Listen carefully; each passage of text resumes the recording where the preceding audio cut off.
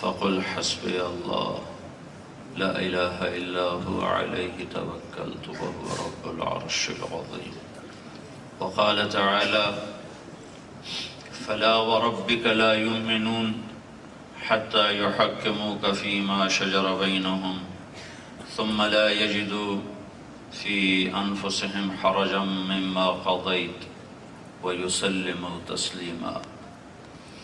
وقال النبي صلى الله تبارك وتعالى عليه وسلم لا يؤمن أحدكم حتى أكون أحب إليه من ولده ووالده والناس أجمعين.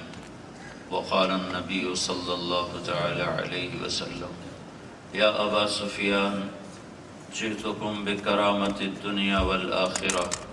وقال النبي صلى الله تعالى عليه وسلم إنكم لتموتون كما تنامون وتبعثون كما تستيقظون وتحاسبون بما تعملون ثم إنها لجنة أبدا أو لنار أبدا. وقال النبي صلى الله تعالى عليه وسلم إن الله بعثني كافة للناس رحمة فأدوا عني او کما قال صلی اللہ تعالی علیہ وسلم۔ میں اپنی بات عرض کرنے سے پہلے ایک گزارش کروں گا کہ جو ہمارے عزیز نوجوان جوش میں نعرے لگا رہے ہیں یہ نہ لگائیں۔ میری تربیت ایک مخصوص ماحول میں ہوئی ہے، میں نے اپنے بڑوں سے جو سیکھا ہے میں اس کے مطابق مجلس دیکھنا چاہتا ہوں۔ میرا وقت یا میں نے کالج دیکھا، میرا کوئی دینی پس منظر نہیں خاندانی طور پر۔ میں ایک ذمہ دار گورنمنٹ کالج لاہور میں پڑھتا تھا۔ میرا ایک دوست مجھے 3 دن کے لیے زبردستی لے گیا، وہاں سے زندگی بدل گئی۔ میں رائمنڈ مدرسے میں داخل ہوا، میں نے جو کچھ پڑھا وہیں پڑھا ہے۔ تو میری تربیت ایک تبلیغی ماحول میں ہوئی ہے جس میں نے یہ نعرے بازی آج تک دیکھی نہیں۔ تو اگر آپ جوش میں اس طرح کریں گے تو میری بات میں بھی خلل آئے گا۔ دوسرا، ممکن ہے آپ 100% میری بات سے اختلاف فرمائیں، لیکن یہ آداب مجلس کے انتہائی خلاف ہے۔ ہمارے خطیب حضرات نے یہ ایک رسم ڈال دی، نعرے بازی کی، زندگی گزر گئی قرآن و سنت کے ساتھ۔ ایسا ماحول، اور دنیا پھری، ابھی بھی 3 ملک پھر کے آ رہا ہوں۔ سیدھا آپ ایک رات گھر گزاری ہے اور آج صبح 7 بجے وہاں گاؤں سے چلا ہوں، سیدھا آپ کے پاس آیا ہوں۔ میں کیمرون، سوڈان، چاڈ گیا ہوا تھا، تو پرسوں میری واپسی ہوئی ہے۔ مجھے یاد بھی نہیں تھا کہ کوئی پروگرام ہے، تو مجھے رانجھا صاحب نے یاد دلایا کہ تم نے تو یہاں 10:30 کا ٹائم دیا ہوا ہے۔ تو ساری دنیا پھری ہے، صرف بر صغیر میں یہ نعرے لگتے ہیں اور کہیں نہیں لگتے۔ دین کی بڑی بڑی محافل میں گیا ہوں، بات کرنے کا موقع بھی ملا ہے، اور بڑی بڑی مجالس میں علماء کی سننے کا بھی موقع ملا ہے۔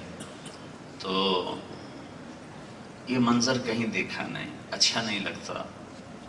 اور پھر خاص طور پر جب کوئی سیاسی ہو تو ہماری سیاست تو کھلا اکھاڑا ہے، پتہ نہیں کون سا اجتماعی قصور ہوا تھا۔ موسیٰ علیہ السلام نے ایک دن پوچھا، یا اللہ جب تو ناراض ہوتا ہے تو کیا نشانی، تیرے ناراض ہونے کی کیا نشانی؟ تو اللہ تعالیٰ نے فرمایا، دیکھنا جب بارشیں بے وقت ہوں اور حکومت بے وقوفوں کے پاس ہو اور پیسہ بخیلوں کے پاس ہو تو سمجھنا میں ناراض ہو چکا۔ تو میں تو جب یہ حدیث یاد آتی ہے میں روتا ہوں کہ اللہ پاکستان سے ناراض ہے۔ موسم بے قابو ہیں، ہوائیں منہ زور ہیں، حکومت نکمے انسانوں کے ہاتھ میں ہے، پیسہ بخیلوں کے ہاتھ میں ہے، جنہیں غریب کو دیکھ کر ہی بخار چڑھ جاتا ہے۔ تو اللہ ناراض ہے۔ تو پھر موسیٰ چلیں مکمل کر دوں، تو موسیٰ علیہ السلام نے پوچھا، یا اللہ جب تو راضی ہوتا ہے تو کیا نشانی ہے؟ تو اللہ تعالیٰ نے فرمایا، موسیٰ جب بارشیں وقت پر ہوں، حکومت نیک اور سمجھدار لوگوں کے ہاتھ میں ہو اور پیسہ سخیوں کے ہاتھ میں ہو تو سمجھنا کہ میں راضی ہو چکا ہوں۔ تو پاکستان سے تو اللہ ناراض ہے، کوئی اجتماعی قصور ہوا ہے، جرم ہوا ہے، بنانے والوں نے تو بڑی قربانی دی تھی، آگے سنبھالنے والے شاید سنبھال نہ سکے۔ جو قوم اپنے محسن کو ہی قتل کر دے وہ خیر کیا دیکھی۔ لیاقت علی خان گولی مار دی۔ خیر بہرحال ہمارا یہ اس وقت سیاسی موضوع نہیں۔ میں یہ کہہ رہا تھا کوئی سیاسی اکھاڑا ہو تو لگاؤ نعرے، وہاں نقار خانے میں طوطی کی کون سنتا ہے، لیکن میں بڑے وثوق سے کہتا ہوں دینی مجالس میں نعرے بازی بہت بے ادبی ہے، بہت بے ادبی ہے۔ میری بات سے آپ 100% اختلاف فرمائیں، آپ کو پورا حق حاصل ہے، لیکن مجھے بھی چونکہ آپ نے مجھے بلایا ہے تو میری رعایت کرنا آپ کے ذمہ ہے، آپ پر واجب ہے۔ تو میں اس ماحول میں پلا نہیں، پڑھا نہیں۔ ہمارا تو تبلیغ کا ماحول بہت سادہ سا ہوتا ہے، بڑے عاجزانہ انداز میں بات ہوتی ہے، کوئی خطیبانہ انداز نہیں ہوتا۔ مجھے تھوڑی سی بات اس لیے پھیلانی پڑ گئی کہ ضرورت سے زیادہ ہی جوش و خروش نظر آ رہا تھا، تو میرے عزیزو، میری عمر گزری یا تبلیغ میں یا علم کے ساتھ یا تبلیغ کے ساتھ، تو یہ میں اللہ کے فضل سے پورے وثوق سے کہتا ہوں کہ کسی بھی دینی مجلس میں نعرے بازی انتہائی بے ادبی ہے، یہ ادب کے بہت خلاف چیز ہے۔